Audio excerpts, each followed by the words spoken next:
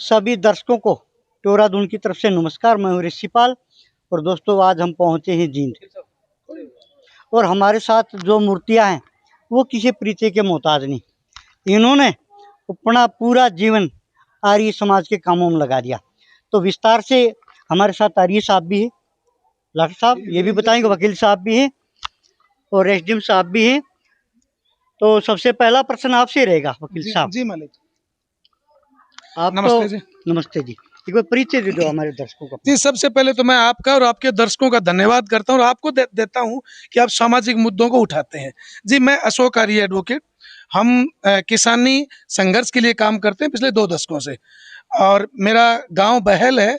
लोहारू में हमारा बहुत बड़ा फसल बीमा क्लेम 350 करोड़ रुपए का 2023 का जो घोटाले का आंदोलन चल रहा है, उस आंदोलन कोर कमेटी के हम सदस्य हैं। वकील साहब आपसे तो मैं जाति की बात करूंगा। जी, जी। सरकार का कहना है सभी भाई बराबर हैं, सभी जातियां बराबर हैं। ये जाति का जो कॉलम है ये क्यों नहीं मिटाते स्कूल से? ये सर सरकार चाहती नहीं। सरकार हमें जातियों में, संप्रदाय में, धर्म में, क्षेत्रवाद में बांटे रखना चाहती है, इसलिए नहीं हटाना चाहती। वरना तो साउथ इंडिया में केरला हमारा एक राज्य है, सबसे पढ़ा लिखा है। वहाँ तो एक हमारी महिला वकील है बहन जी एक, उसने तो ये कॉलम ही कैंसिल कर दिया कि मैं लिखूंगी नहीं जाति मेरी क्या है, मैं किस संप्रदाय से हूँ, मैं महिला हूँ। उसने तो कर दिया लेकिन ऊपर से क्यों नहीं कराते? सेंटर से मैं ये कह रहा हूँ। ऊपर से इसलिए नहीं करते ताकि दंगे फसाद होते रहे, जाति के नाम पे, धर्म के नाम पे, गोद के नाम पे, क्षेत्र के नाम। सरकार नहीं चाहती कि देश का विकास हो, सरकार चाहती है लोग जातीय दंगों में फंसे रहे। ये राजनेता देश को कुएं में धकेलने के लिए जाते हैं कि वहां देश को बचाने के लिए जाते हैं? राजनेता अपने आकाओं का व्यापार बढ़ाने के लिए जाते हैं। जैसे आज देश के मुख्य प्रधानमंत्री हैं, वो अपने आप को मुख्य सेवक करते हैं, लेकिन वो देश की जनता के लिए काम नहीं कर रहे, वो अंबानी और अडानी के व्यापार को बढ़ाने के लिए काम कर रहे। आर्य साहब दूसरा प्रश्न आपसे रहेगा। आर्य समाज में लगभग 200 साल हो गए शराब बंद करो, शराब बंद करो। शराब बंद क्यों नहीं होती? और दूसरा सरकार का कहना है अगर शराब बंद कर दी तो विकास के काम बंद हो जाएंगे। देखो पत्रकार महोदय, आपका प्रश्न बिल्कुल वाजिब है। शराब सरकारों ने पैसों का एक धंधा बना लिया।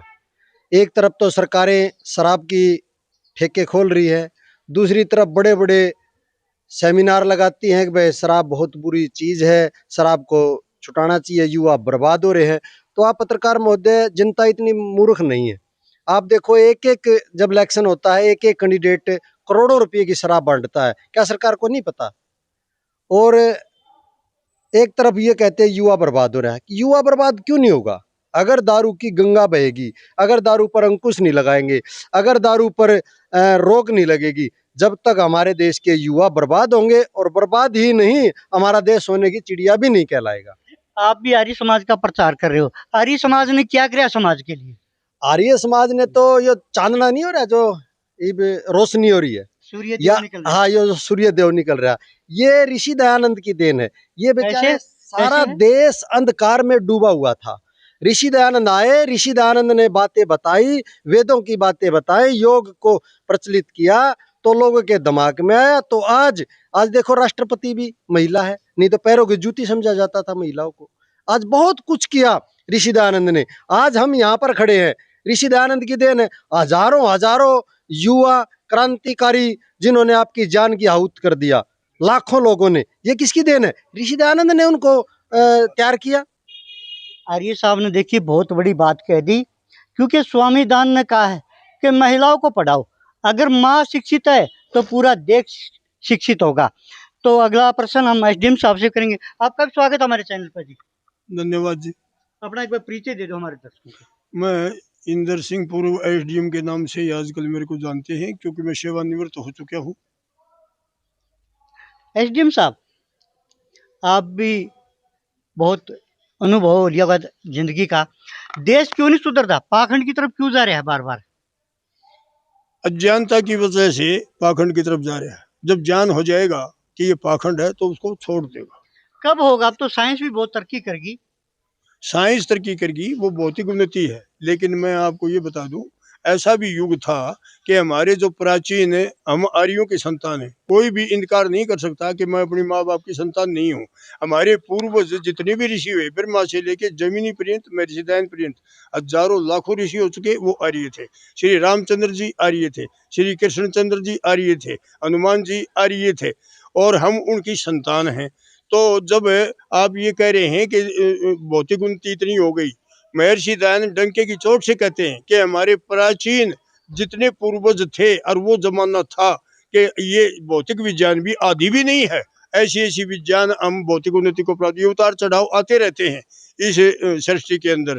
तो जो भौतिक विज्ञान की आप कर रहे हो ना, तरक्की कर गई, तरक्की नहीं हो रही है। हो सकता है उस तरक्की तक ये पहुंच जाए, लेकिन उससे पहले ये बारूद के ढेर पर बैठे कई देश, 4-5 देश, तो कई कई हजार परमाणु बम बनाए बैठे हैं। अगर तीसरा वर्ल्ड वार हो गया तो बारूद के ढेर पर है। आप इसको तरक्की नहीं कर सकते, इसको वो नहीं कर। ये ठीक है कि विज्ञान से हमें सुविधाएं मिलती हैं, लेकिन हमें इंसानियत नहीं मिलती, मनुष्यता नहीं मिलती। मनुष्य के जीवन का निर्माण जब तक मनुष्य के गुण नहीं आएंगे, नहीं तो इन बमों की जरूरत क्या है, परमाणु विध्वंस की जरूरत क्या है।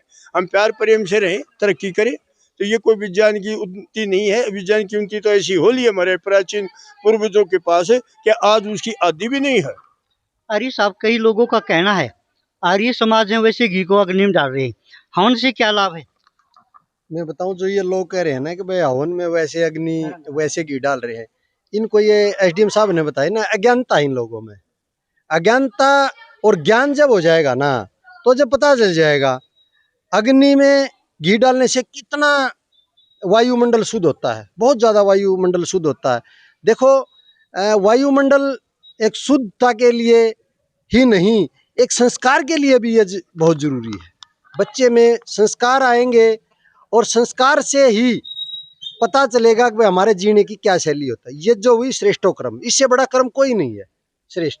वकील साहब जी, जो पढ़े लिखे ने वो ज्यादा अंधविश्वास में डूबे हुए हैं, पढ़े लिखे देखा हम चौराहे पर धोखना, बहुत शर्म की बात है। क्या कहना उसके चाहोगे? पीछे लॉजिक ये है, वो जो पढ़े लिखे सिर्फ और सिर्फ किताबों के पढ़े लिखे हैं, न तो उन्हें शास्त्रों का अध्ययन किया, न उन्होंने प्रयोग किए। उन्होंने जैसे तैसे, मैं तो यूं भी नहीं कह सकता बेचारों के लिए, मंदबुद्धियों के लिए, नकल मार के डिग्रियां हासिल, आजकल डिग्रियां ले रहे हैं। पढ़ाई तो गुणात्मक अध्ययन होता है, वो पढ़े लिखे नाम के पढ़े लिखे हैं, उन्होंने शास्त्रों का अध्ययन नहीं किया। आप उनको अंधविश्वास, अरे जो पढ़ लिख लेगा वो तरक करेगा, और तरक करेगा वो अंधविश्वासी नहीं होगा, वो टोने टोटके में नहीं आएगा। तो पढ़े लिखे तो उनको नाम के ही है वो। आर्य समाज में गौ को माता कहा है, कृष्ण ने भी कहा है, रामचंद्र ने भी कहा है, क्या इसको राष्ट्रीय पशु घोषित होना चाहिए? बिल्कुल, वो तो स्वामी हमारे जो राष्ट्रीय अध्यक्ष है स्वामी आर्यवेश ने आज इस महासम्मेलन में घोषणा भी कर दी। सरकार से मांग भी की, शेर की बजाय गाय को राष्ट्रीय पक्षी घोषित करना चाहिए सरकार। आप एक किसान के बेटे हो, आखिरी प्रश्न रहेगा ये किसान का, किसान की तरक्की क्यों नहीं होती? किसान की जो जिन्स है दूसरे मोल करते हैं, तो मैं ये कहूँगा इससे शर्म की तो बात नहीं। कब किसान सुधरेगा, कब भला होगा किसान का? देखो, यो आपने बिल्कुल बढ़िया उत्तर किया, प्रश्न किया। मैं बताता हूँ, किसान जो है ना, किसान ये जो अभी भगवान का नाम ले रहे थे, अगर दूसरे नंबर भगवान के बाद आता है तो किसान का आता है। ऋषि दयानंद ने भी राजाओं का राजा कहा सत्यार्थ प्रकाश में। तो क्यों कहा है? इसको सुबह से लेकर शाम तक यो देता देता है, लेता नहीं बेचारा। क्यों? पक्षी इसको चने चबाते हैं, फिर सरकारें, फिर मंडियों में, फिर राजाएं, सारे इसको नोच नोच खाते हैं। हाँ, सब जीव जंतुओं का पेट भरता है ये इसलिए, और असली में देवता यही है किसान। तो ये बताई बहुत सी बातें हमारे जो आर्य समाज से जुड़े हुए थे, और आप भी कमेंट करके अपनी राय दे सकते हो। मोहित टोरादून के साथ जींद से, जय हिंद, वंदे मातरम।